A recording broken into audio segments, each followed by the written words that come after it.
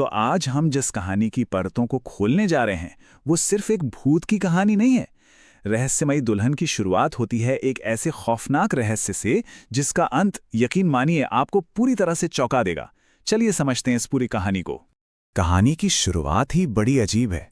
किसी भूत से नहीं बल्कि उसके असर से।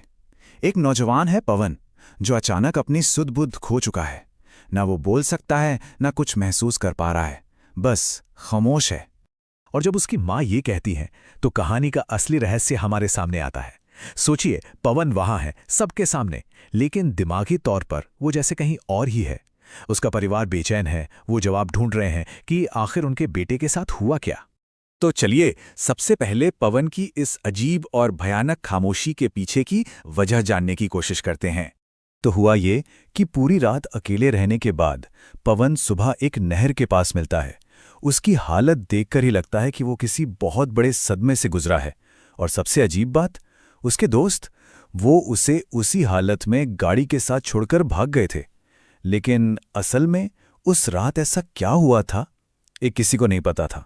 अब ये सब समझने के लिए हमें एक रात पीछे जाना होगा। एक जन्मदिन का जश्न मनाया जा रहा था, जो देखते ही देखते एक भयानक रात में बदलने वाला था। देखिए, उस इलाके के बारे में पहले से ही बातें होती थीं कि वहां से लोग गायब हो जाते हैं। इन सब चेतावनियों के बावजूद पवन के दोस्त जिद करते हैं कि उसका जन्मदिन तो देर रात उसी नहर पर मनाया जाएगा।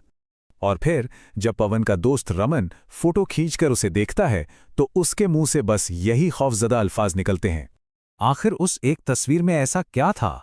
उसमें इस पूरे रहस्य का पहला सुराग छिपा था। एक ऐसा सबूत जिसने उन दोस्तों को डर के मारे वहां से भागने पर मजबूर कर दिया। जी हां, तस्वीर में साफ दिख रहा था, एक अनजान औरत लाल दुल्हन के जोड़े में उनकी गाड़ी के अंदर बैठी हुई थी। एक ऐसी शक्ति उनकी पार्टी में शामिल हो चुकी थी जो उन्हें अपनी आंखों से दिखाई ही नहीं दी। अब पवन की ऐसी हालत देखकर उसका परिवार थक हारकर एक पंडित को बुलाता है। और पंडित जी जो बताते हैं वो और भी डरावना है। ये कोई पागलपन नहीं है, बल्कि किसी आत्मा का साया है। पर यह कोई मामूली भूत प्रेत का चक्कर नहीं था। पंडित जी के हिसाब से उस आत्मा की दर्दनाक यादें इतनी हावी हो चुकी थीं कि उन्होंने पवन के दिमाग पर पूरी तरह कब्जा कर लिया था, मानो उसका अपना वजूद ही मिटा दिया हो। और फिर कई दिनों बाद पवन अचानक अपनी खामोशी तोड़ता है, लेकिन वो पवन नहीं है। आवाज किसी और की है, और वो सुना रहा है किसी और की यादें, अपनी एक दुखद कहानी। वो आत्मा जिसका नाम जानवी है, वो अपने अधूरे प्यार की कहानी बताती है। एक ऐसी शादी जो पूरी होने से पहले ही बेरहमी से रोक दी गई थी। ये सब सुनकर पंडित एक रास्ता बताते हैं। कहते हैं कि जानवी की आत्मा को मुक्त करने के लिए एक अनुष्ठान करना होगा, और ये अनुष्ठान सिर्फ वहीं हो सकता है जहां उसकी मौत हुई थी।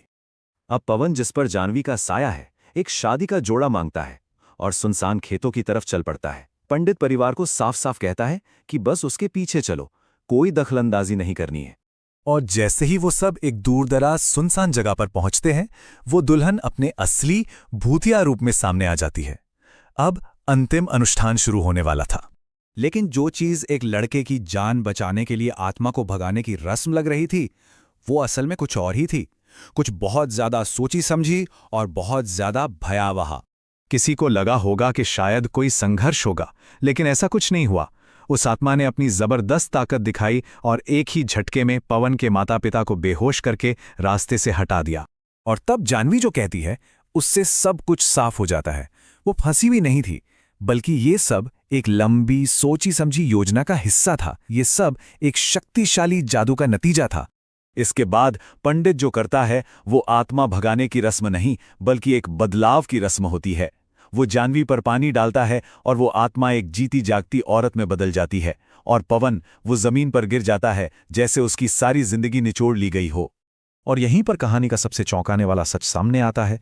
ये कोई आत्मा भगाने की रस्म थी ही नहीं। वो पंडित असल में जानवी का वही खोया हुआ प्रेमी था। और ये पूरा नाटक पवन की बलि देकर उसे वापस जिंदा करने के लिए रचा गया एक अनुष्ठान था। उनकी योजना कामयाब हो गई थी। वो दोनों, जानवी और वो पंडित, जीती जागती दुनिया में फिर से एक हो चुके थे। और इस सब की कीमत पवन और उसके परिवार ने चुकाई थी। तो आखिर में ये सवाल रह जाता है क्या ये वाकई एक भूत की डरावनी कहानी थी, या फिर एक ऐसे अंधे और स्याह प्यार की कहानी जिसने मौत को भी धोखा दे दिया?